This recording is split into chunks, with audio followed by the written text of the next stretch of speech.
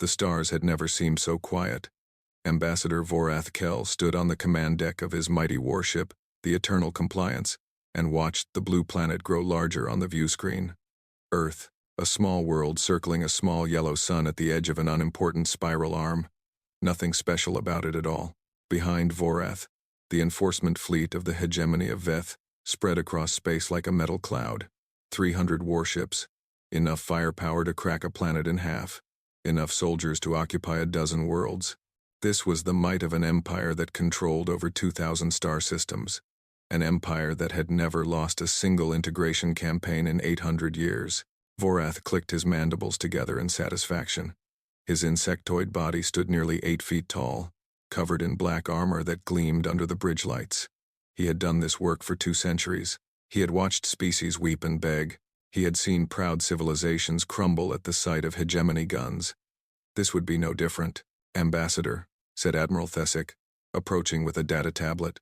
The admiral was shorter than Vorath, with 4 arms instead of 2, but he carried himself with the confidence of a soldier who had burned worlds. "Our scans are complete, and the humans are classified as Tier 7, the lowest classification possible for a space-capable species." Thesic's compound eyes flickered with amusement. "They have no faster-than-light travel. Their weapons are primitive chemical propellants and basic nuclear devices. They have a few hundred satellites and some fragile stations orbiting their world. Their moon is dead. Their nearest colony ships are generation vessels that will take centuries to reach other stars." Vorath made a sound like grinding stones. It was his species' way of laughing. Primitive indeed. And their social structure? Fractured. They divide themselves into nearly 200 separate political units. They fight among themselves constantly over resources, ideology, and territory. Our analysts believe they will surrender quickly once they understand the alternative. "Good." Vorath turned back to the view screen. "Open a channel. Let us introduce ourselves." The communications officer worked at her console. A moment later, she nodded. "Channel open, Ambassador. Broadcasting on all frequencies." Vorath straightened his posture. He had given this speech many times. The words were old, but they still carried power. "People of Earth," he began. His voice translated into every human language simultaneously. "I am Ambassador Vorath Kell of the hegemony of Veth. We come to you today, not as enemies, but as protectors. The galaxy is vast and filled with dangers beyond your understanding. Predator species, cosmic disasters, ancient machines that consume worlds. Your kind is young and weak. You cannot survive alone." He paused for effect. On Earth, billions of humans would be watching. They would see his fleet blocking out the stars. They would feel small. They always did. "The hegemony offers you protection," Vorath continued. "In exchange, you will provide tribute. 60% of your planetary resources each year. Your strongest citizens will serve in our labor corps. Your scientists will work under hegemony supervision. This is not negotiable. This is the price of survival." Another pause. Now came the threat. The part that broke them. "If you refuse, we will demonstrate what happens to those who stand against the hegemony. Your moon will be destroyed. Your cities will burn. Your species will be reduced to animals living in the ashes of your civilization. You have 1 hour to respond." Vorath ended the transmission. He folded his arms behind his back and waited. Around him, the bridge crew went about their duties. Someone began preparing the targeting systems. Someone else started calculating the optimal positions for troop carriers. 30 minutes passed. "Ambassador," the communications officer said, "we are receiving a response from Earth. Put it on screen." The view screen flickered. A human woman appeared. She was small by Vorath's standards, barely 5.5 feet tall.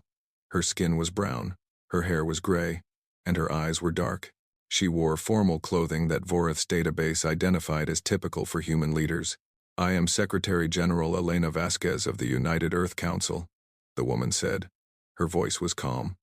Too calm. "We have received your offer, Ambassador Kell." Vorath inclined his head.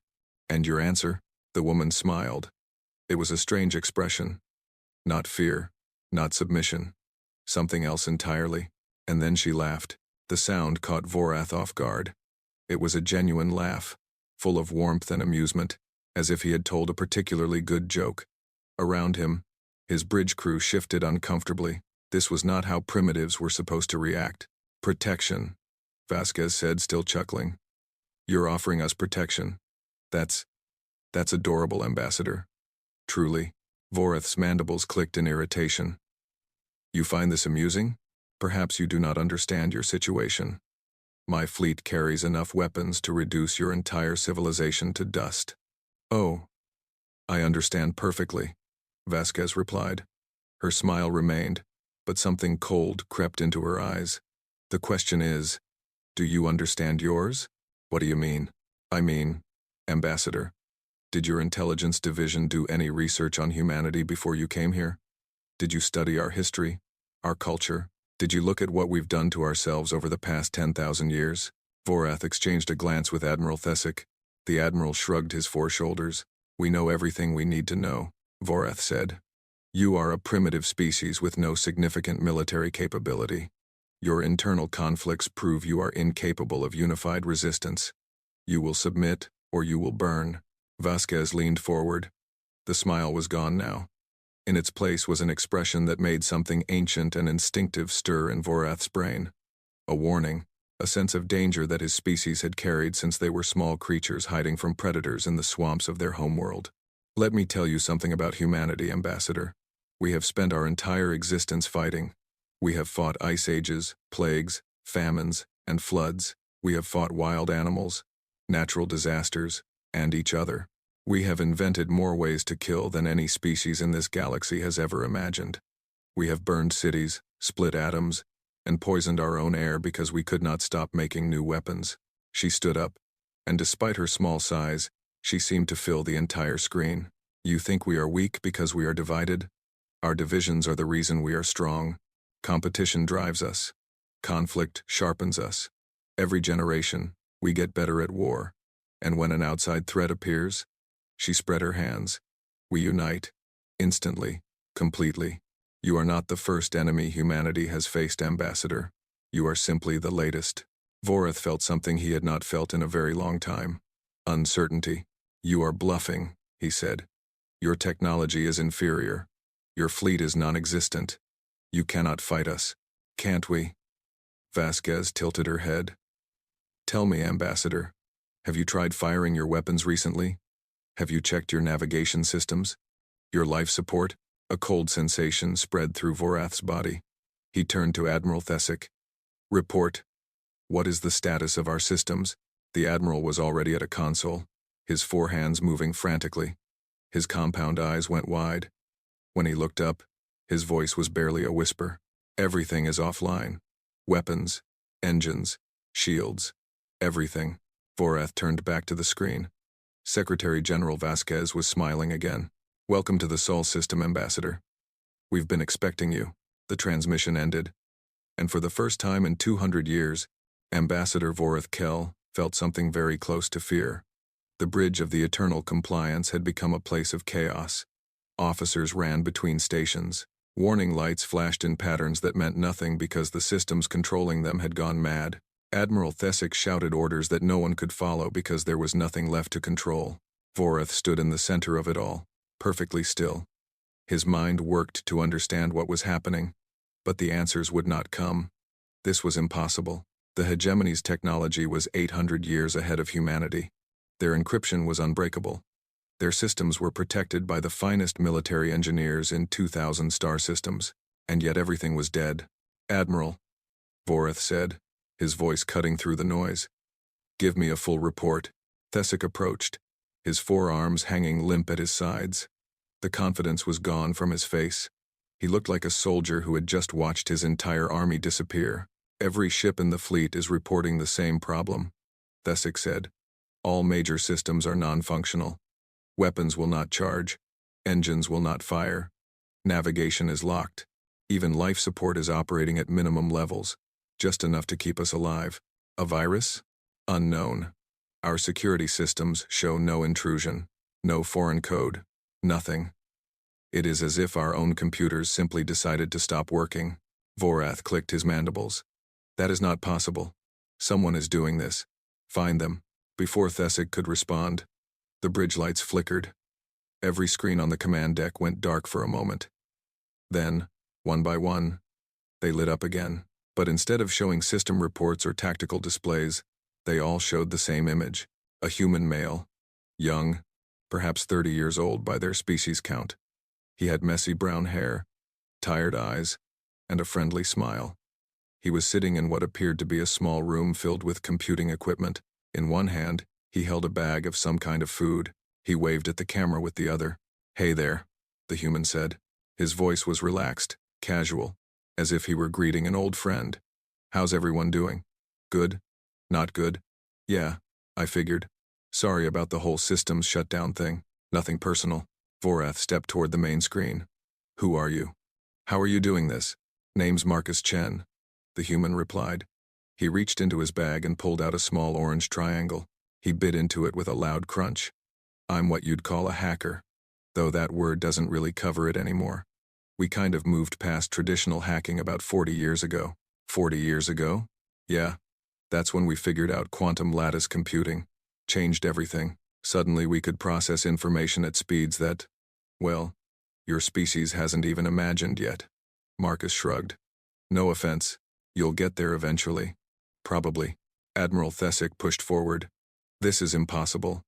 Our systems are protected by military-grade encryption, the finest in the hegemony." Marcus laughed. It was a kind laugh, not mocking, more like a teacher amused by a student's simple mistake. "Military-grade encryption. Right. Let me explain something. Your encryption is based on mathematical complexity, big numbers, lots of calculations. The idea is that it would take millions of years to crack, and for your computers, that's true." He took another bite of his food. "For our computers, it took about 6 seconds, per ship. Your entire fleet was cracked and compromised before you passed Jupiter." Vorath felt the cold sensation spreading again. "Jupiter?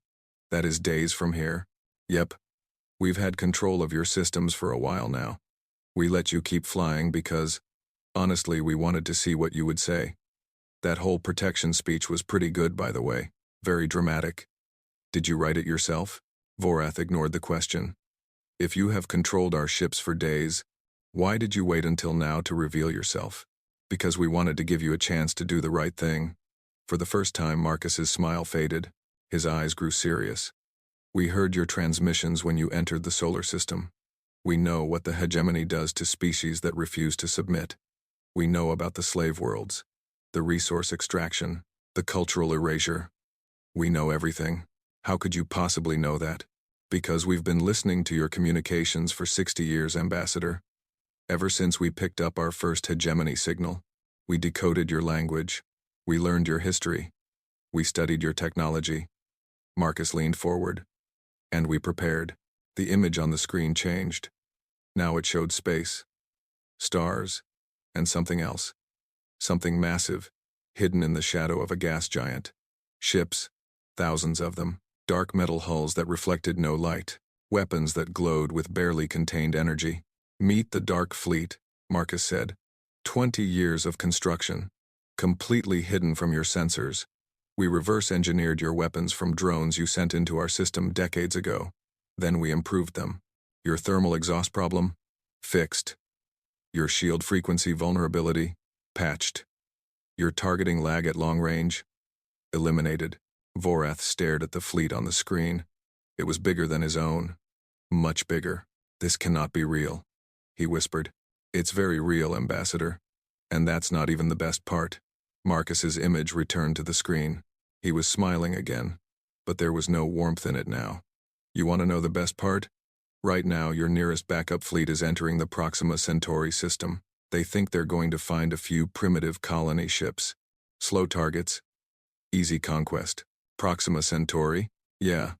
We've had colonies there for about 60 years. Built them using faster-than-light technology that we developed in secret. Didn't tell anyone because, well," Marcus shrugged, "we wanted to see who would come knocking first. And now, your backup fleet is about to discover that Proxima isn't a soft target. It's a fortress. Automated defense platforms, orbital weapons, mining ships converted into warships. Everything we needed to welcome guests like you." Admiral Thesic grabbed Vorath's arm. His grip was desperate. "Ambassador, we must send a warning. We must." "You can't," Marcus interrupted. Your communications are locked down too. No signals in or out. Your fleet is alone, Ambassador.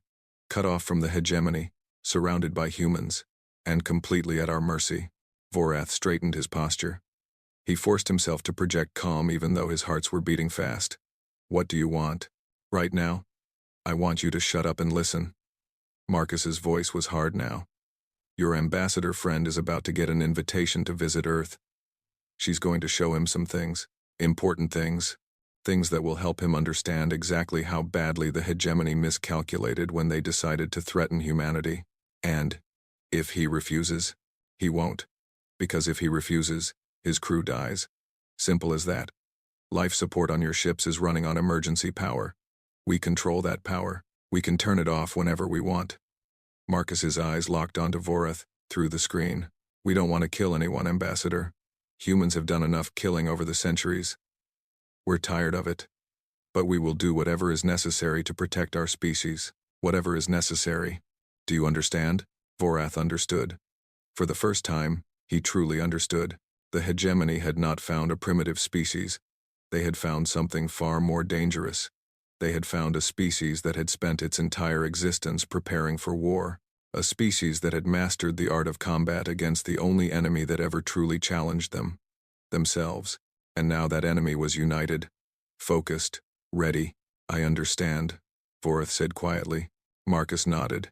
His smile returned, softer now. Good. Then let's begin. The human shuttle was small. Vorath had to bend his tall frame to fit through the doorway, and his armored shoulders scraped against the walls as he moved to his seat. 2 human soldiers sat across from him. They wore black uniforms and carried weapons that Vorath's eyes could not identify. They watched him with the calm focus of predators. The shuttle dropped through Earth's atmosphere. Through the small window, Vorath watched clouds rush past. Then the clouds parted, and he saw the surface of the human homeworld for the first time. It was beautiful. Blue oceans, green forests, brown mountains capped with white snow, cities that glittered in the sunlight like scattered jewels. From up here, it looked peaceful, innocent, nothing like the reality that Vorath was beginning to understand. The shuttle landed in a massive underground facility. The doors opened, and Secretary General Vasquez was waiting for him. She wore the same formal clothing as before, but now she also wore a small smile that held no warmth. Welcome to Earth, Ambassador, she said. I hope your journey was comfortable. Where are we? Vorath asked. Underneath the Swiss Alps. This is one of our primary military command centers. We call it the bunker. It's been here for about 80 years, built to survive nuclear war. When we learned about the hegemony, we expanded it considerably. She turned and began walking. Vorath followed. The human soldiers fell in behind him, their footsteps silent on the metal floor. The corridor was wide and brightly lit. Humans moved through it in all directions. Some in military uniforms, others in civilian clothing. They carried tablets and papers. They talked into small devices attached to their ears. They glanced at Vorath with curiosity but no fear. That troubled him more than anything else. When did you know? Vorath asked. When did you first learn about the hegemony? 63 years ago, Vasquez replied without turning around. One of our deep space listening stations picked up an unusual signal. It took us 2 years to decode it. When we did, we learned about your empire, your conquests, your methods, and you told no one? We told everyone who needed to know, which, eventually, meant everyone. Vasquez stopped at a large door. It slid open, revealing an enormous room filled with screens and consoles.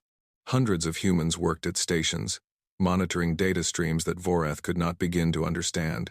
This is our Global Coordination Center, Vasquez explained. From here, we manage all of humanity's hidden infrastructure.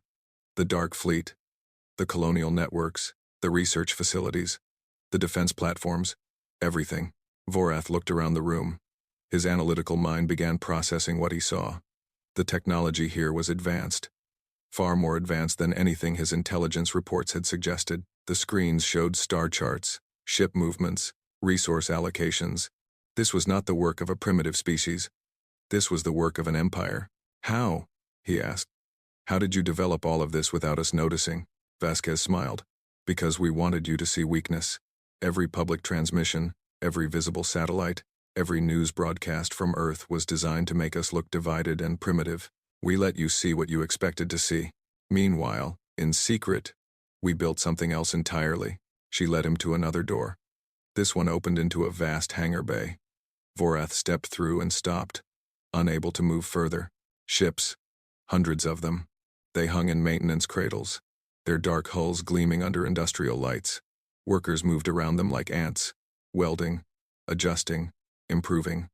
These were warships, real warships, designed for combat on a scale that Vorath had never seen from a species so young. Project Prometheus, Vasquez said. 30 years of unified human effort. Every nation contributed. Every scientist, every engineer, every factory worker who could be trusted with the secret. We took your technology as our baseline, and then we made it better. She walked toward one of the ships. It was smaller than a hegemony cruiser but more compact, more aggressive in its design. This is a Valkyrie-class attack corvette. It carries weapons that can punch through hegemony shields in 3 shots instead of 12. Its engines are twice as efficient as yours, and its crew is 1/3 the size because we automated everything that could be automated. Vorath approached the ship. He reached out and touched its hull. The metal was cold and smooth. It hummed with contained power. We captured several of your scout drones over the years, Vasquez continued. We studied them, learned from them, and then we improved upon what we learned. Your thermal exhaust systems leak energy in patterns that make you visible on long-range sensors. We fixed that. Your shield generators have a frequency gap that appears every 30 seconds. We eliminated it. Your targeting computers struggle at distances beyond 50,000 kilometers. Ours work perfectly at 200,000. Vorath pulled his hand back from the hull. You have been preparing for war. We have been preparing for survival, Vasquez corrected. There is a difference. We did not want this fight. We hoped that whoever found us first would be peaceful, curious, interested in friendship rather than conquest. But we prepared for the alternative, because that is what humans do. We hope for the best and prepare for the worst. She led him out of the hangar and down another corridor. This one ended at a window that looked out over an underground city. Vorath pressed his face against the glass. Below him, thousands of humans lived and worked in a cavern that stretched for kilometers. Buildings rose from the cavern floor. Parks and gardens provided green spaces between structures. Children played in open areas while adults moved through streets filled with vehicles and pedestrians. This is Haven, Vasquez said. One of 12 underground cities we have built around the world. If the surface becomes uninhabitable, humanity can survive down here for generations. We have farms, factories, hospitals, schools, everything we need to keep our species alive. Vorath watched a group of children kicking a ball across a field. They were laughing. They did not know that an alien fleet hung in orbit above them. They did not know that their world had been threatened with destruction. They were simply playing, living their lives, trusting that the adults would protect them. You built all of this because of us, Vorath said quietly. We built all of this because of everyone, Vasquez replied. We knew the galaxy was not empty. We knew that eventually someone would come. Someone would want what we have, or fear what we might become, or simply decide that we were in the way. So we prepared. Quietly, secretly, with absolute determination. She turned to face him directly. Her eyes were hard, but there was something else in them too. Something that Vorath did not expect. Sadness. We did not want to be warriors, Ambassador. Humans dream of exploration, of discovery, of meeting new friends among the stars. But the universe gave us enemies instead, so we became what we needed to become. We became dangerous. Vorath looked back at the underground city, at the children playing, at the families walking together, at the entire hidden world that humanity had built while pretending to be weak. What happens now? He asked. Vasquez turned back toward the corridor. Now you learn the rest. Now you see exactly how far humanity is willing to go to protect itself. And then, Ambassador, you will carry a message back to the hegemony, a message that will change everything. Vorath followed her, his mind struggling to process everything he had seen. He had come to Earth expecting to intimidate a primitive species into submission. Instead, he had discovered a civilization that had been preparing for his arrival for decades, a civilization that was no longer afraid, a civilization that was ready to fight back. The Hegemony High Council met in the Great Hall of their capital world. 12 leaders representing 12 species sat around a table made from the bones of a conquered civilization. This was tradition. This was power. This was the way things had always been. Grand Overseer Malachar presided over the meeting. He was ancient even by the standards of his long-lived species, his scaled body bent with age, his eyes clouded but still sharp. He had led the hegemony for 300 years. He had never lost. "Report," he commanded. The intelligence director, a thin creature with 6 eyes and trembling hands, stood to address the council. "Grand Overseer, we have received Ambassador Vorath's transmission from the Sol system. The situation is unprecedented." "Explain." "The humans have disabled our entire enforcement fleet. 300 ships are now without power, held hostage in orbit around Earth. Our backup fleet at Proxima Centauri was destroyed upon arrival. Only 2 ships escaped to bring us news." The council chamber erupted in noise. Species that had been enemies before the hegemony united them, shouted at each other. Some demanded immediate retaliation. Others called for caution. One representative simply sat in silence, his face pale with fear. Malachar raised one withered hand. The room went quiet. "How is this possible?" he asked. "The humans are classified, Tier 7. They have no significant technology. They are divided, weak. Our classification was incorrect, Grand Overseer. The humans have been deceiving us for decades. They possess faster-than-light travel. They have constructed a massive hidden fleet. They have reverse-engineered our own technology and improved upon it. Our analysts believe they are now at least Tier 3, possibly Tier 2. Tier 2. That was the classification for species that could threaten the hegemony directly. There were only 5 Tier 2 civilizations in the entire galaxy, and all of them were careful to avoid conflict with the hegemony. "Send another fleet," demanded one of the council members. "Send 10 fleets. Crush these humans before they become a greater threat." "We cannot," the intelligence director replied. "The humans have infiltrated us." Silence. Absolute silence. "Infiltrated?" Malachar leaned forward. "Explain." "Now." Approximately 40 years ago, the humans began sending generation ships into deep space. We detected these ships and dismissed them as primitive colonization attempts. We were wrong. These ships carried human operatives, sleeper agents. They traveled to worlds throughout hegemony space and integrated themselves into local populations. Impossible. Humans look nothing like any species in the hegemony. They did not pretend to be members of other species. They presented themselves as refugees, merchants, scholars. They learned local languages. They made friends. They built trust. And then they began sending messages, not to Earth, but to the subjugated species on the worlds where they lived. The intelligence director brought up a holographic display. It showed a map of hegemony space. Red dots appeared across the map, spreading like a disease. In the past 3 days, we have recorded uprisings on 47 worlds. Slave species that have not resisted in centuries are suddenly refusing to work. Labor camps are being abandoned. Mining operations have stopped. On Kethari Prime, the workers have seized control of 3 orbital platforms and are refusing to return them. Malachar stared at the map. His clawed hands gripped the armrests of his throne. What are the humans telling them? We have intercepted some of their transmissions. The message is simple. They tell the slaves that they are not alone, that resistance is possible, that humanity stands with them. The intelligence director paused. They call it the Liberation Protocol. The council chamber exploded again. This time, the noise was different. This was not anger. This was fear. Malachar raised his hand once more. "Contact the humans. Tell them we are willing to negotiate. Grand Overseer. Negotiations would be seen as weakness. We are weak." Malachar slammed his hand against the table. The ancient bone cracked beneath his palm. "Can you not see what has happened? In less than a week, these humans have crippled our military, destroyed our backup fleet, and ignited rebellions across our territory. They are not primitives. They are predators, and we walked directly into their trap." The council fell silent. "Contact them," Malachar repeated. Now. The transmission was established within hours. Secretary General Vasquez appeared on the main screen of the council chamber. She looked small compared to the massive aliens around the table, but her presence filled the room. "Grand Overseer Malachar," she said, "thank you for agreeing to speak with us.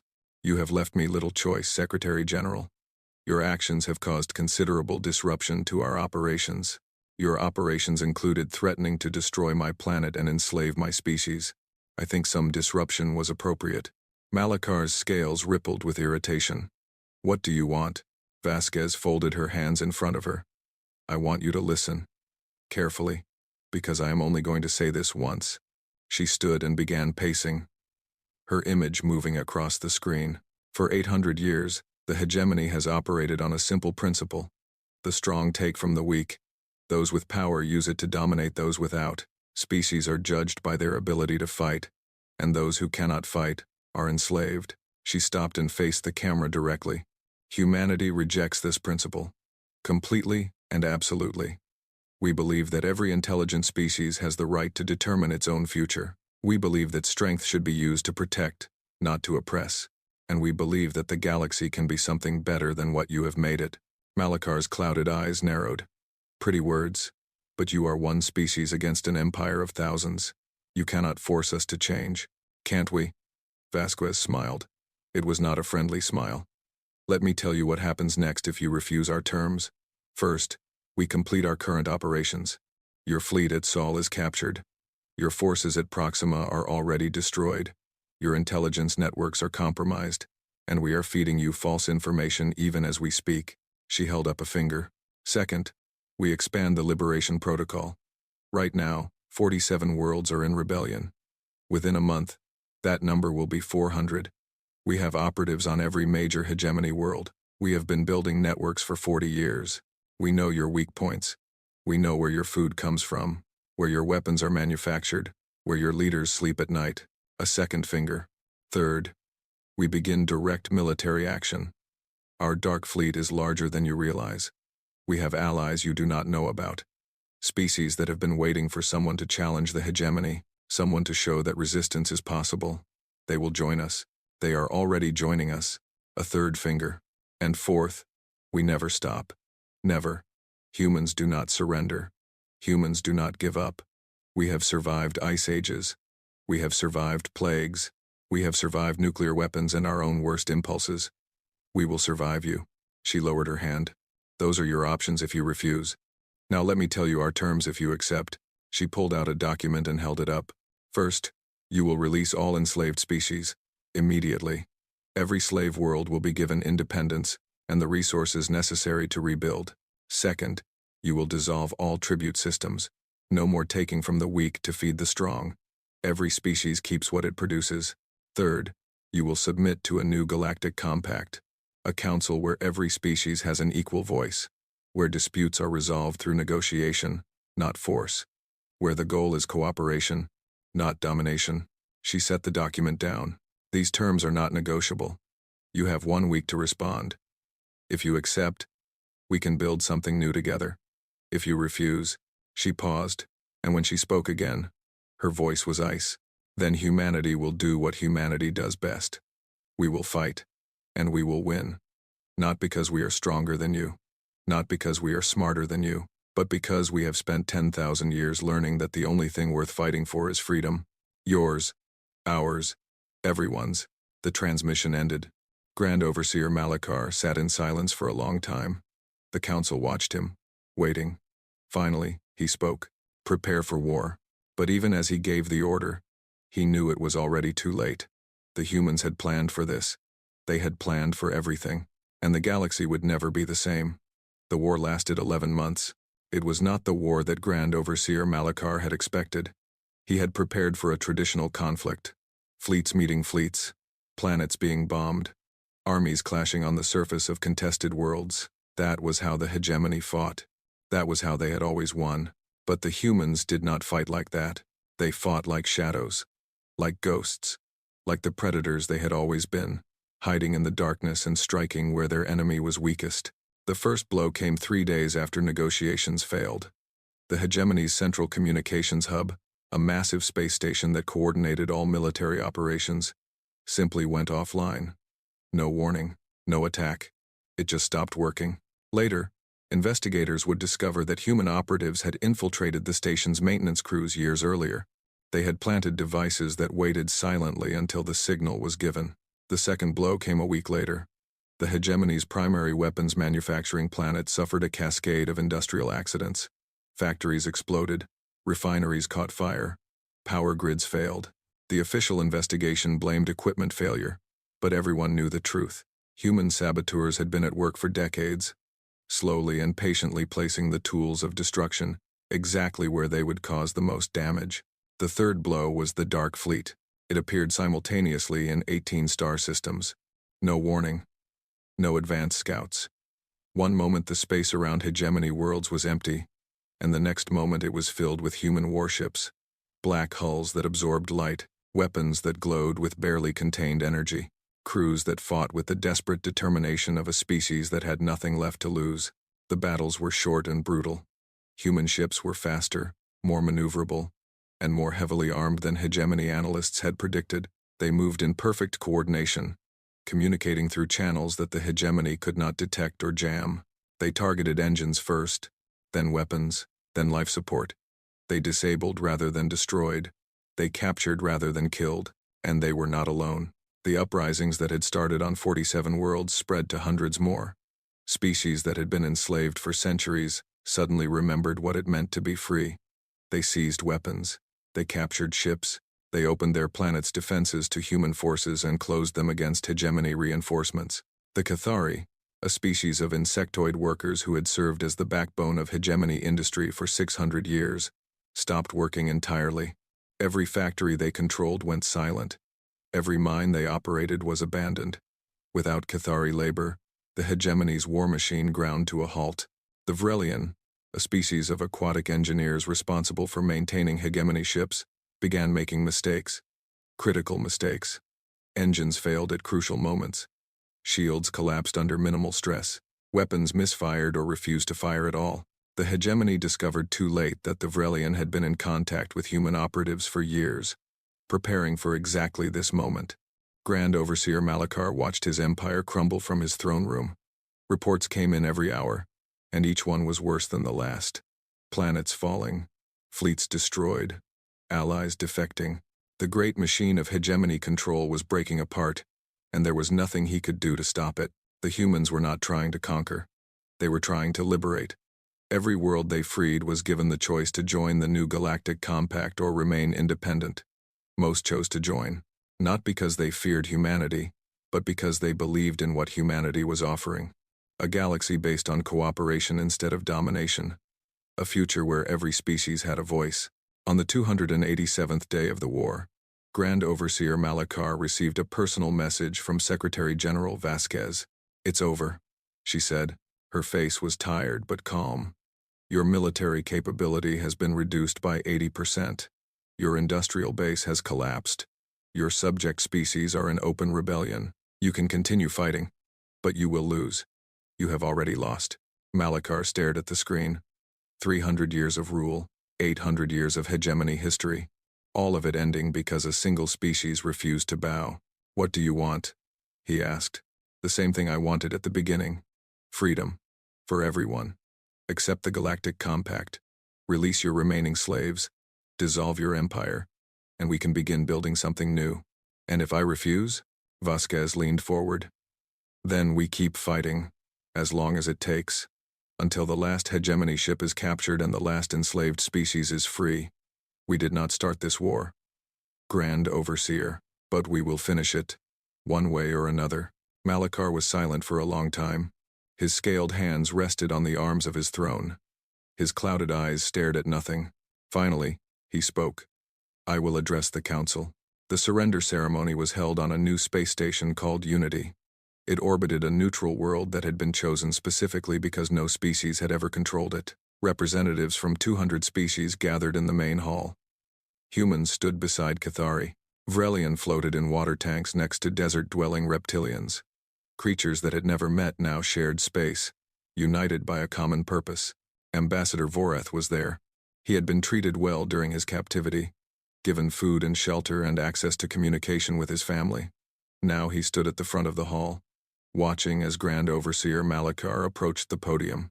The old ruler looked even more ancient than before. The war had aged him. The defeat had broken something inside him. He moved slowly, each step an effort, On behalf of the hegemony of Veth, he said, his voice barely above a whisper, I accept the terms of the Galactic Compact. We release all enslaved species. We dissolve our tribute systems. We submit to the authority of the new council. He paused. His eyes found Secretary General Vasquez in the crowd. We surrender. The hall was silent. No cheering. No celebration. This was not a victory to celebrate. Too many had died. Too much had been lost. This was simply the end of one chapter and the beginning of another. After the ceremony, Vorath found Vasquez on an observation deck. She was alone, staring out at the stars. He approached quietly and stood beside her. You are wondering how this happened, she said without turning. How your analysts got it so wrong. Vorath clicked his mandibles in agreement. Your species was classified as primitive, fractured, self-destructive. We believed you would collapse without external pressure. We never imagined you would unite. Vasquez laughed softly. We are all those things. Primitive in many ways, fractured in many ways, self-destructive in many ways. But here is what your analysts never understood. She turned to face him. Her eyes were tired but peaceful. Humanity's greatest strength is not our technology. It is not our weapons. It is not our numbers or our resources or our strategic planning. Our greatest strength is that we have faced extinction 100 times and survived every single one. Ice ages, plagues, famines, wars, our own stupidity. Every generation, something tries to destroy us. And every generation, we find a way to keep going. She looked back at the stars. We adapt, we endure, we refuse to die. And when something threatens us from outside, we stop fighting each other and start fighting together. It is messy, it is painful, it takes too long and costs too much. But in the end, we always find our way. Vorath considered her words. You could have destroyed us. You had the power. You had the justification. Many species would have chosen revenge. Yes, Vasquez agreed. And many humans wanted exactly that. But we did not fight this war for revenge. We fought it for freedom. For the Cathari workers who had never known anything but slavery. For the Vrelian engineers who dreamed of building things for themselves instead of their masters. For every species in the galaxy that deserved the chance to determine its own future. She extended her hand to Vorath. The human gesture of peace. The old galaxy is over. The hegemony is gone. Now we build something new. Together. All of us. Equal partners in a universe that has room for everyone. Vorath looked at her hand. He thought of his fleet. Captured but intact. He thought of his crew. Alive and safe. He thought of the empire he had served. Now dissolved into something he did not yet understand. Slowly. Carefully. He reached out and took her hand. You asked if we knew who we were threatening, Vasquez said. Now you know. We are humanity. We have been preparing for you since the first human looked up at the stars and wondered what was out there. And we decided a long time ago that whatever we found, we would not bow. Not to fear. Not to tyrants. Not to anyone. She smiled. A real smile. Warm and genuine. Welcome to the new galaxy, Ambassador. Try not to make the same mistake twice. Vorath looked out at the stars.